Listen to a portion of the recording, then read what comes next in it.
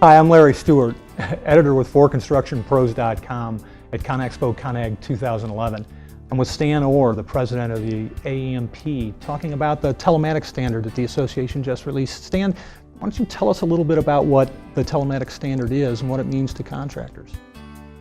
Larry, it's basically a schema that allows back-of-the-house software in a contractor's office to communicate with the equipment directly to download basic information, fuel consumption, location, hours.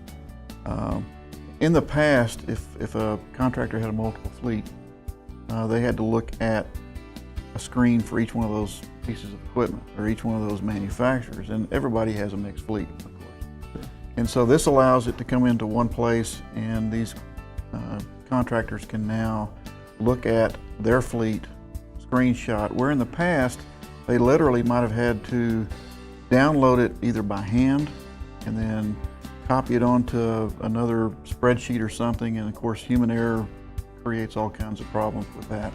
And so this is basically a watershed moment for the industry. This kind of stuff has happened in the over-the-road trucking industry, but it was, as I understand it, federally mandated. Okay.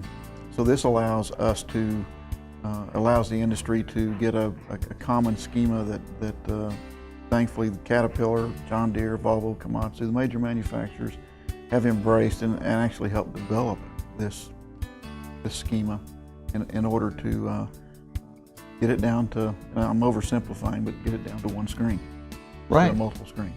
Well, and I imagine that's the important thing to contractors, but it's interesting that when you mentioned those different brands and coordinating the data from their various systems, it seems to me like it'd almost require an association, an uninvolved third party, if you will, to help pull that together. Why don't you tell us a little bit about how AEMP facilitated that?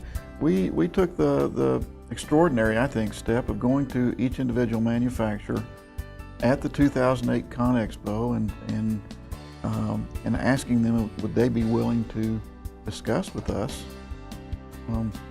in a forum with other manufacturers the possibility of fixing this, because our members were telling us that was really causing them a lot of hassle, and quite frankly, I'm really not surprised. I think in retrospect, I was expecting a little bit of resistance, and I got absolutely none.